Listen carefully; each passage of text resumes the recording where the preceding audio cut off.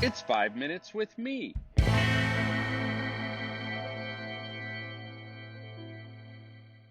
So I'm a big fan of change.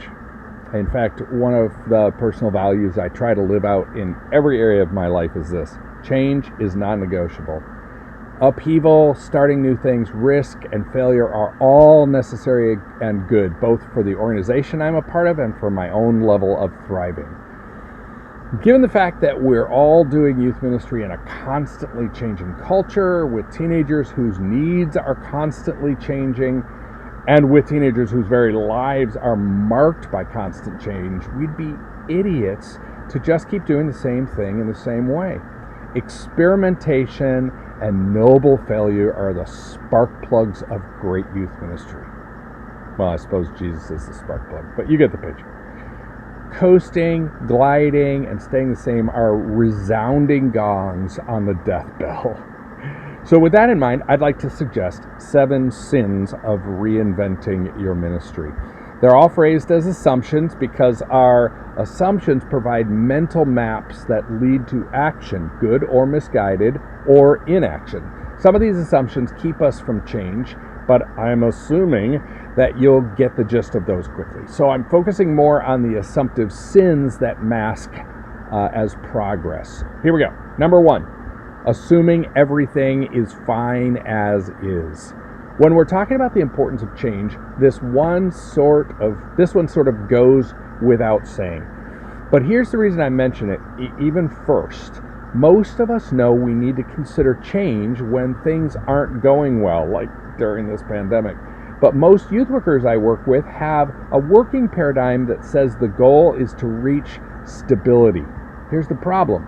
Stability means you've already begun the inclination toward decline of health, vibrancy, impact, and attendance sometimes.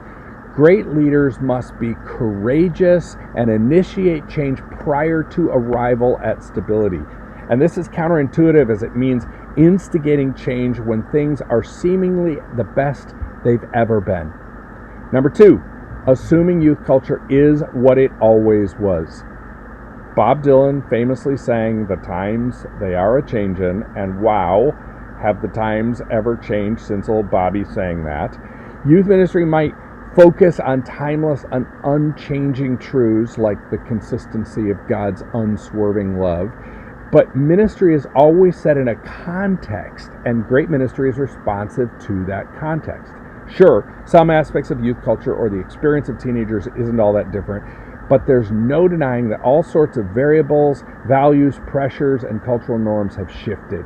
Being a teenager in 2021 is simultaneously the same as it ever was and new every morning.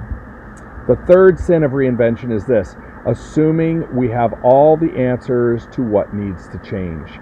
If you're a leader, you have a responsibility to instigate, promote, provoke, and explore change. But change you envision and actively complete on your own will never be as good as change you collaboratively discern with others. I'm sure you're smart and super spiritual, but you're not that smart and super spiritual.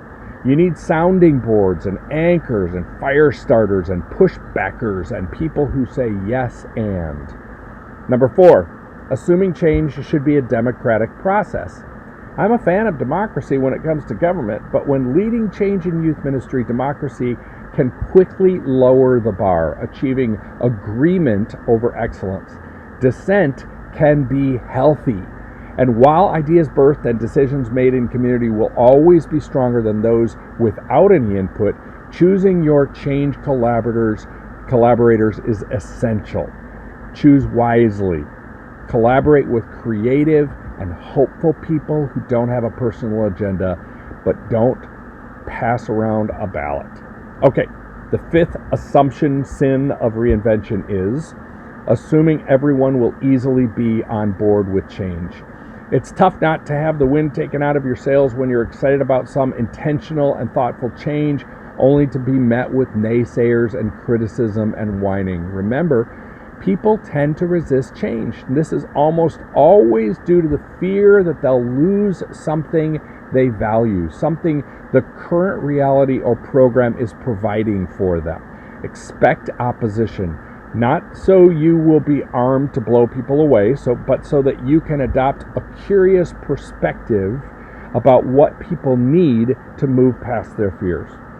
6, assuming more is better.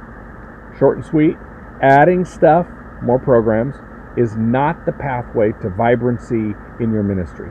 If you're going to add something, you have to be ready to cut something also.